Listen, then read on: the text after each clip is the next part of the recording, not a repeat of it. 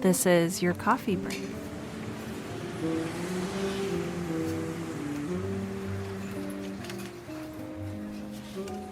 Hey friends, I'm back again this week. I'm super stoked to bring you a friend who I met recently through Twitter and through podcasting. His name is Paul Sading, and boy, I hope I'm saying that correctly. You are. Oh, good. Okay. Paul Sading is the mastermind behind, to my count, 3 podcasts: The Diary of a Madman, Atheist Apocalypse, and Subject Found. These are really cool podcasts. They are fiction. And, well, at least, we think they're fiction. Who knows? But he is a great dude. He's a great writer, and I'm so excited to bring you Paul Sading. Welcome, Paul. Well, thank you. I'm incredibly excited to be here. I'm kind of like fanboying. I've talked to people who write novels and people who write nonfiction, people who ghostwrite. You're the first person I think I've talked to who's written for audio. And I'm so interested about your process and how you do that. And if even just getting started here in our conversation, do you have scripts, like sort of screenwriting scripts that you start with? Or what does your process look like? When I originally started, I was one of those, I get up at like 5 o'clock in the morning and try to get as much writing in before the family gets going, right? So that's what I've always been. So I evolved as a Microsoft Word type person when I got into audio drama. And then one of the most wonderful things about being in audio drama is the community. It's so supportive. 99.9% of folks are willing to share their, tactics and techniques and things. Somebody told me about Scrivener. Boy, let me tell you, what a godsend that program is, and I don't get any commission by them or anything, but yeah. So that's what I use for the audio dramas now, because I will write serials, or like with Subject Found, I consider it a serialized anthology. Each season will be dedicated to a particular story, but subsequent seasons are a brand new story. So under that serialized umbrella, I love the way Scrivener keeps me organized. So I use their little templates that they've got in there for if anybody's ever used it. They've got a screenplay type of template, and that's what I use for these things. It's a little cumbersome. It was a little cumbersome for me to learn because, again, it was all Microsoft Word exposition with some narrative in there back in the day. I still write short stories and hopefully manuscripts that will grow up to be novels someday. But for this type of stuff, Scrivener has been absolutely wonderful because I don't have a background in theater. I don't have a background in writing scripts. This was something I thought was neat, audio drama, something neat. It was a way for me to practice the craft of writing, to tighten up narrative, work on that, because I fall into the trap of writing lengthy sentences and exposition and all that, and narrative was always something I needed to focus on anyway. So this was, in a way, a development tactic. Let me try this audio drama thing and see how it works out. And I think that program kind of lends itself to that. So that's why I use that, and it keeps me focused. I focus on the narrative that way, using their template in there. I want to focus on that narrative. Oh my gosh, definitely. And sometimes I've found that it's helpful to have those constraints while you're writing. Like, okay, I need to make it fit within this template. The setup, the formatting is done. All I need to do, in air quotes, right, is provide the words, right? Dude, so exactly. So tell me a little bit about each of your shows. I know I've listened to Diary of a Madman. I have not listened to Atheist Apocalypse, and I listened to a little bit of Subject Found. They're more along kind of like the horror genre. Tell me a little bit more about what drew you to these. Well, with these, now Atheist Apocalypse was the first one, and it's a satirical comedy. Actually, next week we wrap up, right before Christmas, we wrap up our 3rd season. So, congrats. well, yeah, thank you. I cannot believe it's amazing. So that was the first venture into it. And I imagine you probably get a lot of writers who listen, who are your audience. That was me, in the late winter of 2015. I didn't know anything about audio drama. I didn't know the term audio drama. I had no idea what an audio drama was. I knew podcasting, but that's it. So I wanted to try it. I wanted to get my hand in it, and I'm one of those people who has to have an obligation. If I have an obligation, if I say I'm going to do X, I'm doing X. So when I said, hey, I want to do this satirical comedy audio drama, who wants to join me? And I had people that were in. that was it. I had to fulfill that. So that's how Atheist Apocalypse was born. Was a bunch of us neophytes, these newbies that didn't know anything about audio drama, said, let's try this. Let's go see what we can create. Let's go have some fun with it. So that's what it is. And it's really neat. It's exhausting because with that one, as with any satire, you've got to be very current with the news and whatnot. And for me, like a lot of people, I get the news weighs heavily on me. So satirizing, especially our recent news, our recent events, it's really taken a toll. For Atheist Apocalypse, like you were asking in the first question about processes, that one I have to focus. I have to sit down for a month and knock out 45,000 words that stretch over 10 scripts, and I've got to, because if I don't, it'll just suck my soul dry. Because it's just that heavy for me, even though it's a comedy, which is really maybe antithesis to what people think writing comedy is all about. But it does for me.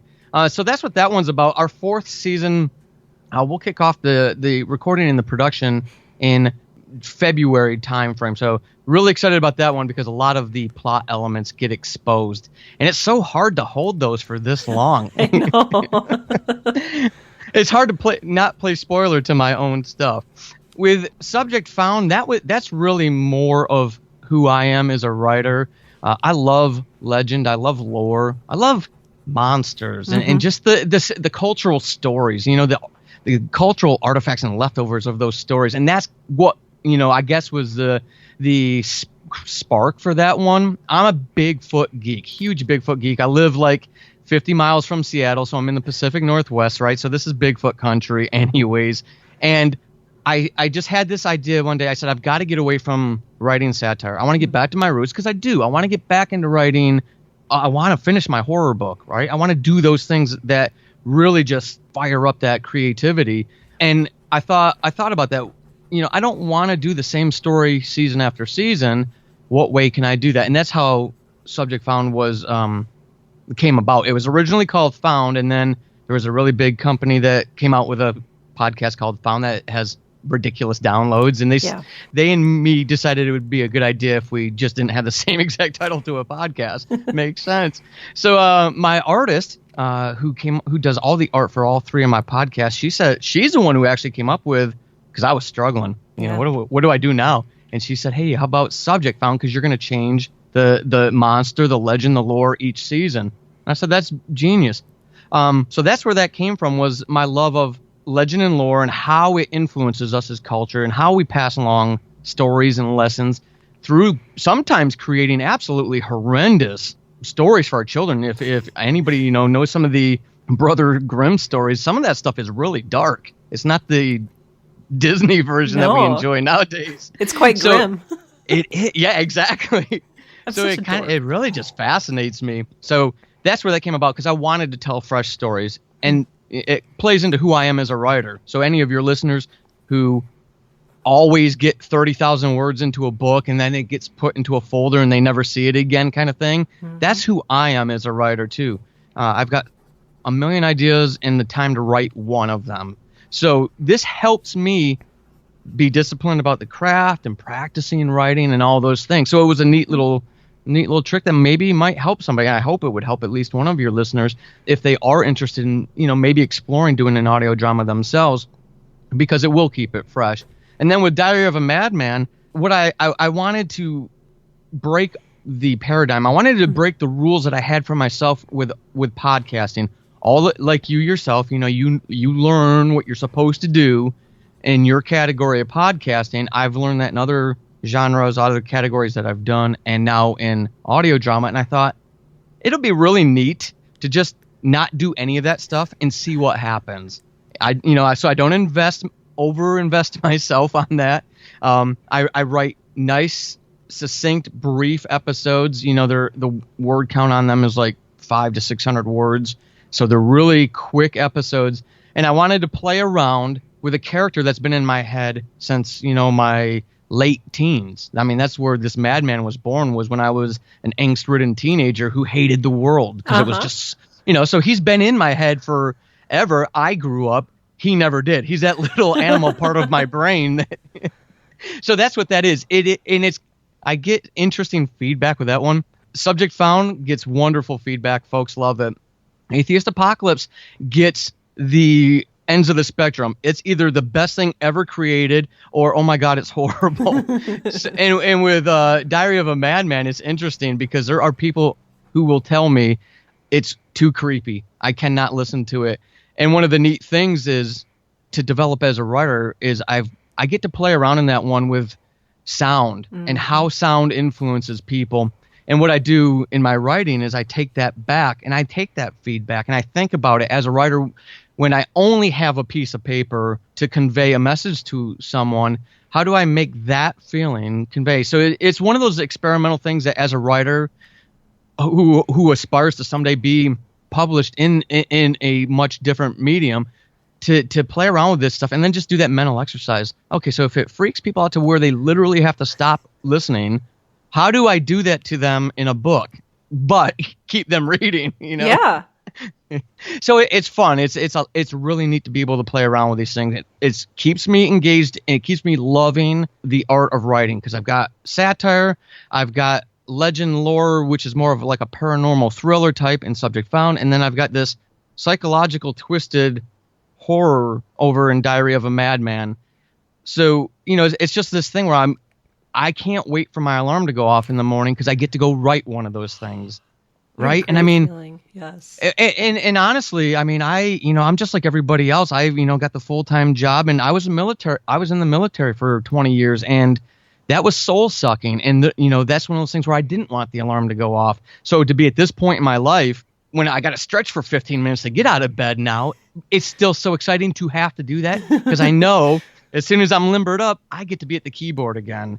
And I get to live in that world. And man, that's so much fun. I love it. What is your favorite part about writing? Because I can hear the passion in your voice for writing. What is your favorite part about writing? It's that escapism for me. I mean, I'm a very happy person. I'm very content where I am personally.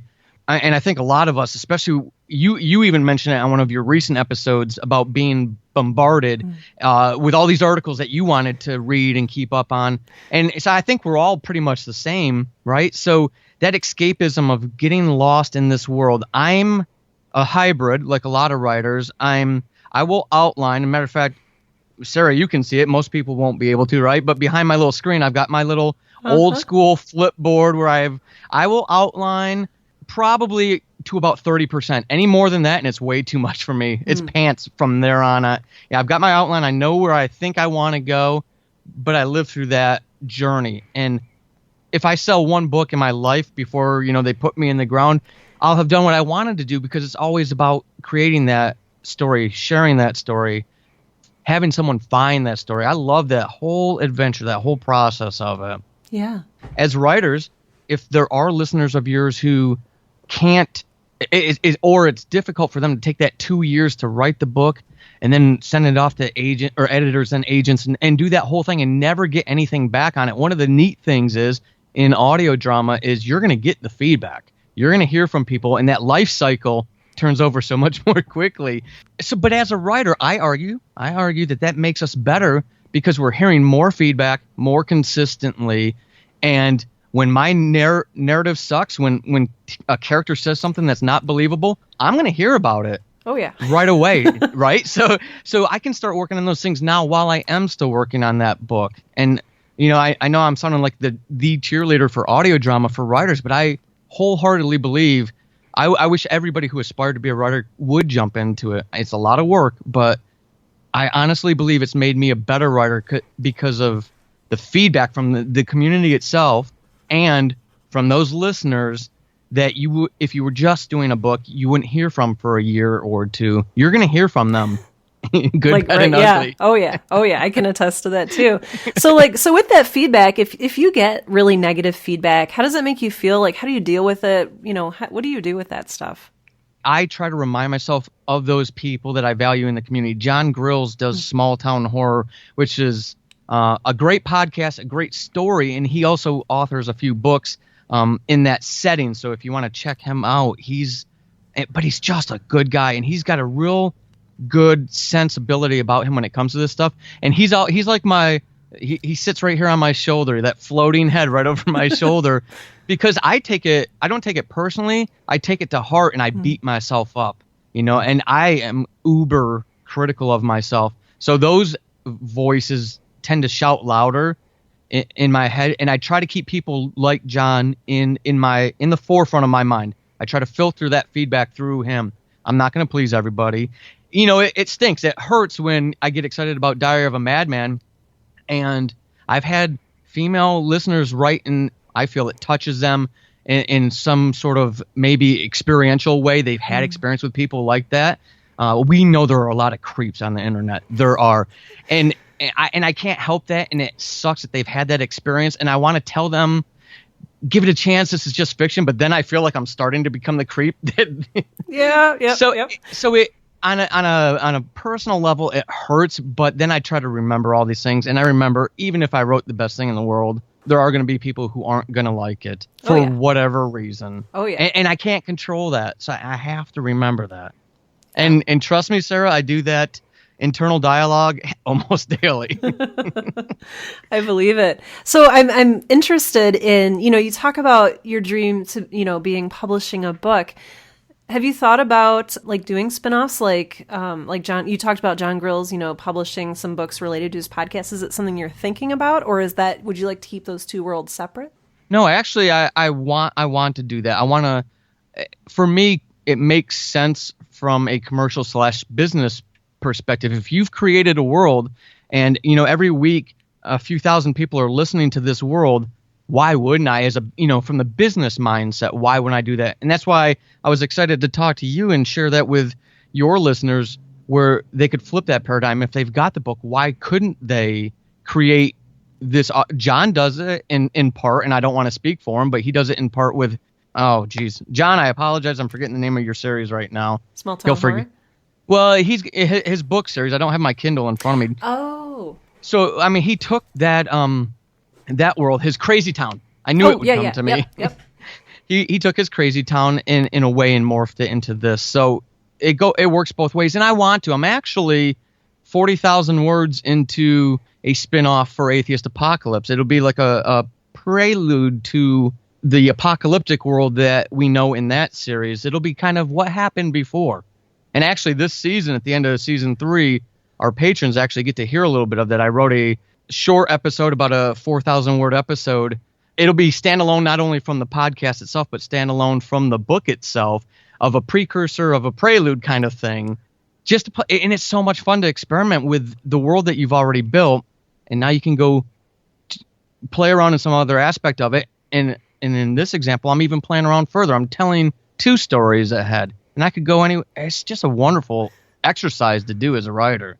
I would type them up anyways in Microsoft Word, and then I'd throw them in my desk drawer, and they'd just gather dust. At least this way, they're out there, and the story's being shared, and folks are enjoying it, and it's really rewarding, and it's a whole lot of fun. Good. Oh my God. And I can hear it in your voice. I mean, I really do. I never thought in my 40s I would get up at 5 o'clock in the morning and be excited. That's amazing and wonderful. That is awesome. I really do. In a perfect world, I wish every writer could have that. And I know some folks have family commitments and whatnot that they can't. But boy, I think we've all had that. When we have that passion for writing, we felt that before. And it's about managing those demands of our time and whatnot, of the real world, so we can actually do that. I'm really big on routine. I know that's like a dirty word for some writers, but for me to establish that routine, that behavior, it really facilitates the flow of everything else around it, where you can dedicate that time. And if you've got that routine, that writing routine time, you can respond. This weekend I had some problems with technology. And then, how it is with social media. I had some social media conversations that I came across that would be a great skit in the Atheist Apocalypse, because I could not believe adults were saying some of the things that I saw. So I got frustrated. And what it did was, I was supposed to be writing the 2nd season of Subject Found, one of the episodes. And that character is so complex that I couldn't get into her, that in that mindset. I could not do her justice. So I just went off and I did a little bit of world building, because, again, setting up that structure, having that writing routine, I had that dedicated time, and the family knows, when the office doors closed, unless there's a fire, and even sometimes if there is a fire, just leave him alone because he's doing his thing. Let him burn with his work. Let him burn. He'll be happy. Trust us. Oh, that's so interesting. I love that you say that about routine. I also am very interested in some of the balances you have going on. I'm interested in how you make it work with your job and your family. And you alluded to that a little bit, but then balancing multiple projects. Yeah. Like, how does that work for you? A lot of planning. I think one of my characteristics, one of the attributes that I have that it is a blessing and a curse is I am a forward thinker. I'm always looking into the future. So that's a great thing when it comes to something like this. It's not so great when you just want to live in the moment and enjoy something. Yeah. But for this, it's really helped because I will, like with Subject Found, this past Sunday, the 11th, we just released the 4th episode of the first season. So it's still very much in its infancy. However, I'm almost done writing the entire second season. I'm on the 9th episode of that second season as I'm looking for actors and sending that call out. So I'll have all that packaged. So once everything, I've got this natural valley in the operations level, if you will, I'm able to use that valley not to sit around. I mean, I could sit around and recharge, which there's nothing wrong with that. But what I'll do is that's when I'll have already sent the call for auditions out to actors. I'll be receiving those. And I can go through those at a pace that works for me so I don't burn myself out. So I don't get overwhelmed or get stressed. Nothing results in crappy writing for me like writing under stress. I can't do it. Sometimes I'll go back and read those drafts. Oh, my God. Yeah, exactly. So, but that's what I mean. It's a lot of that forward planning. So like all of October was dedicated to writing the 4th episode of Atheist Apocalypse. I really struggled with that. For your non-American listeners, it was, the pre-election, or it was really the election season. So it really dragged me down. It was hard to, and then all of a sudden I made a critical decision about the plot. And once I made that decision, the next I sat down one day and wrote 9,000 words. I don't even know how that happened. Those fingers, you should have seen it. It was... But that's what I knew. October was not for Diary. It was not for Subject Found. That was for Atheist Apocalypse. It needed to get done. So then what I can do is I can hand it off to the folks who are going to edit it and give them a couple months to do that so they can do it justice. And while they're off doing that, I'm over here with Diary and Subject Found, right? And so that cycle continues. And that's how I do it. That's what works for me. I guess it's critical to understand how you operate. I have to immerse myself in a story. With Subject Found, the second season, I am so far into that story, I can't think of anything else. I'm supposed to be writing new episodes of Diary. I can't do it because I'm in her story right now, and I need to give her that time and attention. Otherwise, it's going to get clunky, and I'm going to have holes. And boy, audio drama listeners, they will let you know if there's a hole in your story. What do you do about actors? So say you have a writer who's maybe interested in audio drama and they're just terrified at the fact of I have to go find actors. What is your advice for that? Think about what you actually want it to be. It's kind of like again, I'm very opinionated, so I apologize to you. But I, as a aspiring writer, get frustrated when I hear, and I've got 2 business degrees. I get frustrated when I hear writers say to write for what the market's calling for, right? So you're chasing the market. I can't do that. I want to write the story that's in here, that's in my heart. So those maybe are the writers I'm actually speaking to when I say this. But just like you would with your book and writing the story that you need to write, it's the same thing with audio drama. There are audio dramas that are full-fledged, professional studio produced, professional actors, sound effects, all of that stuff, real heavy on that production stuff that I think would scare a lot of writers away and may scare a lot of writers away. And I can tell from your reaction. Yeah, definitely. Right. Yes. But there are those not podcasts, but those audio dramas out there where it is the writer. They will assume the character and they will give that one person monologue each and every episode. And a lot of those work. Some people might say, well, I don't know. Well, that's your preference. Trust me, being on the inside of audio drama, some of those folks get some serious download numbers, and all it is them and their microphone. And, kind of just like a lot of other podcasts, but it's their creation. So what would you want your podcast to be? For me, I don't want to listen to my voice. I wouldn't do that to listeners. You have a great voice. I hear that a lot, but I don't like it. I think we're all like that, right? And I really love, maybe it's an ego thing. I think it's the neatest thing in the world to put words down on a book or on a piece of paper or on a computer screen and have another person, a professionally trained person, right? Or even somebody who did it in high school or college where they were in theater, to hear them translate. There's something that happens in that exchange.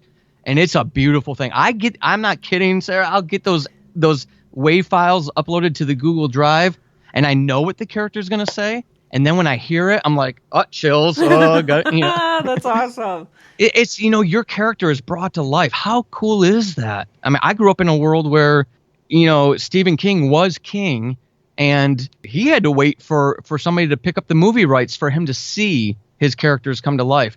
Nowadays, we don't have to. There are so many and trust me, you asked for, what advice would I share? There are so many voice actors out there that are looking to practice their craft just like we are as writers, who want the experience, who want to, build the portfolio, who just love doing it and they want to get in on the game. There are far more voice actors than there are audio drama opportunities. So if that's you as a writer who wants to get into it, don't let that be the one hang up. They're all over the place, and there's some resources that I can share with you so you can share with your listeners that would really help facilitate and help them manage their time and their efforts to look for those people, because trust me, they're out there. That would be wonderful. And I'll make sure that I link to that in the show notes. I will also link to all of Paul's wonderful podcasts in the show notes for today's episode, and Twitter, and all sorts of good things. So you have that to look forward to. What kind of skills do you think that they would need to pick up if they're just starting as writers and they're maybe not used to podcasting or any of this? What would you suggest that they do as their next step? Their next step, what I would recommend is, before you really journey down that road, the one thing I would caution is to play around with the audio aspect of it. A great way to kill a wonderful story is to release a bad sounding audio drama. But I honestly believe this. Anybody can do it. So if somebody is, hey, that's a really neat thing, I didn't know that existed, kind of like I was a year and a half ago, is to go out there and get some freeware. There's, Audacity's a perfect starter kit, if you will, and play around with Audacity. Borrow a mic from somebody, get a $15 mic off of Amazon, a USB mic, something very, very low threat to anyone's budget. And again, Audacity is completely free, and just record. Read one of your short stories to yourself and then get into Audacity and start playing around with it. I have the luxury of, again, I've been podcasting for 5 years, so I've got a network of people who used to be listeners. My producer, Brian Bristol, for Atheist Apocalypse and Subject Found, he was a listener of mine years ago back in the day, and we just kind of connected that way, right? And he geeks out about the technical side. Me, I hate it. I can do it. I do it for diary. I don't want to do it. I don't enjoy it. So that's why diary, I've got listeners who say, I love it, but the 3 to 5 minute episodes don't work for me. I want a longer story. I can't give that to them, unfortunately, because I can't invest in that technical side, because if I do, I'll go down that rabbit hole. I'll get frustrated, and then I'll push back away from the desk and say, I'm done. I don't want to do it anymore because it's not fun. So that's the piece I would like them to take away, if there's anything, is get a short story. If you think you want to try this, get that freeware, borrow a mic before you spend any money on it, and play on that technical side. If that stuff is intuitive, if it comes to you easily, if you geek out about it and you're like, oh my God, I can do this with my voice, great, go forward. If you can't, then you got the tough decision to make. Do I look for somebody who can help me and rely on somebody who may not come through? or do I pay for something? Because there are people who will do it for a fee. Again, that's everybody's decision to make on their own. But that is I believe the one. If there's a barrier, I think that's the one barrier. Is it can be intimidating to do the sound. Yeah. And I mean that's for anything. That could be for the simple one-person show with no sound effects, no frills. It could still be, for me, wet mouth noises kill me. And until I learned noise reduction, I was sitting there, scrolling minute by or second by second in my podcast, trying to clip out all the little yes. Right? So, yeah, that's what I would say. Play around with that while you've got some time before you jump into the pool. See how you react to playing around with the actual software. And I'll offer that to your listeners that they can always contact me, tweet at me kind of thing. And I can provide, I don't mind saying, hey, this might be the next thing you want to do after that. But, again, I know at the end of the episode, we'll share some resources. There's one that they've got to, if they're serious, they've got to join, and it'll be a wonderful experience for them, even if they ultimately decide not to do it. Well, now I'm curious. Well, now I'm going to make you wait because I'm a good storyteller. This tension, I can't take right. it. Dude, that's awesome. And that reminds me of so much of what I did. I started off as a writer, and I borrowed a mic, and I played around with Audacity. It's... Yes. Oh my gosh. I think that's the natural evolution of it. We all have to, it's like that rite of passage. Everybody has to go get Audacity, and you borrow a USB mic from someone. Yep. Yeah. Oh my gosh. Totally. So I love that. I love that you make it more accessible for people who maybe, I was one of those people. I was like, I'm a writer. I deal with written words. Like, what is this audio element? It's terrifying. And boy, am I glad I just jumped into it. So right. Thank you. And it's a wonderful thing. It's a wonderful thing. I love it. It is. Speaking of things that I love, look at this transition because I'm a writer. Horror. I love horror. I've always loved horror. I love monster stuff. Tell me a little bit more about what it's like to have a horror podcast. Are you looked down upon for the genre? Is it easier for you to find fans? Is it harder? I'm really interested. I always am interested in how genres work. I think, okay, now, again, this is context of my own experience. The jumping into horror with Diary of a Madman was 3-step cooking. It was so easy. It was, unwrap the thing from the box, put it in the microwave, and hit start. It was so There are so many hungry people out there for particularly science fiction and horror. If you write in those genres, the world is your oyster right now. Mm-hmm. It made audio drama. I know audio drama has been around since Orson Welles type stuff, but as a popular niche, if you will, it's still in its infancy. So we haven't had a whole lot of time in the few years that it's really started to gain traction to watch that life cycle. It seems like the sci-fi and the horror are the way to go for that safe entry points. Something like Atheist Apocalypse, not so much. We marketed it first in comedy, and that comedy category is flooded. Mm-hmm. It's flooded with real people. I don't know how I could compete against Liza Schlesinger, who's got her own comedy. I can't do that. Mm-hmm. Or Comedy Bang Bang or something like that. So I messed up. And again, I didn't know what audio drama was, so I was like, oh, this is a comedy. We throw it in comedy. No, you don't. You throw it in performing arts under the arts category is what you do.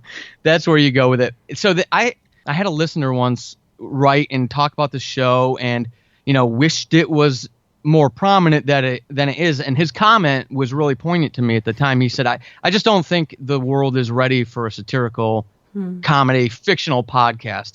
There are very few of them out there as it is, and that may be why it's the feedback is like I said, very both ends of the spectrum, and it can be discouraging. But again, this was a passion project for all of us. My payday is, not necessarily seeing the downloads because that sounds like an ego thing, but the fact that there are downloads. Yes. Anybody who goes after this episode and they go check out Atheist Apocalypse, please start in like season 3. Don't go back to season 1 until you're sure you like the show. Because it was a huge learning curve. But for me, it's seeing those downloads and knowing that we can be that silly and that ridiculous, and there are people who enjoy it. This has been great so far. This has been wonderful. I love hearing about audio drama. I love your passion for what you do. I love that you're a writer who is just jumps out of bed after maybe some stretching to run to start writing every day. What would you like to take us out with here? I guess any advice or any mentorships that you'd like to talk about? Well, what I would offer is one, the community is absolutely wonderful. I cannot stress that enough. I didn't, again, even know what the term audio drama meant when I had already decided and started planning Atheist Apocalypse Season 1. The community is there. It's very, very supportive. Don't be afraid to jump in now and express that interest. And one of the things I've been teasing you with is the resource. And these guys are very gracious and they're very humble and they're very appreciative anytime I mention it. But the Audio Drama Production Podcast is the starting point for anyone interested in this. So if you are a writer, even of short stories only, check them out. Start from episode 1. They just released their 100th episode. Congratulations, guys. Nice. Yeah, they're awesome. There is a Facebook group. It's a closed group, but they will accept anyone in. So you can go search them out on Facebook if you do the Book of Face. There is such a world of wisdom out there. There are some people who've been in this for 20 years now, and they share these experiences and these resources. Where do I get sounds from? Where do I get actors from? What do I do when? We have these conversations all the time. The one thing I would want to leave folks with is don't get discouraged from this. There are a lot of people out there. There's always more stories to be told. Join us, please. It just enriches storytellers. For me, I know I'm biased, but there can't be enough storytellers in the world. There need to be more of us with, original voices and original content. And it's just so exciting. I get excited when I see a new audio drama coming around, and I want to hear from you all. So join us. And I will offer this. There are established audio dramas that are always looking for original content. So maybe you don't want to start your own. Maybe that's a hill too steep to climb. But there are a number of audio dramas that will take guest writers, if you will. So if you do want to share your story, if you do want to get published in a different type of medium, that might be something else to look at as well. I can't encourage enough. I really can't. I love that comes through so clearly when you speak. It's just, I love that you are on my show today. This is the highlight of my day. It's been a lot of fun. Paul, you are wonderful. I love your voice. I love the story that you have to tell. I love that you have so many stories to tell. I love that you are inspiring and encouraging other people to take on audio drama. Thank you so much for your words and for your wisdom today. This was just a treat. It was a joy for me. Thank you so much. Thank you for what you do for all of us. Oh gosh, well thanks.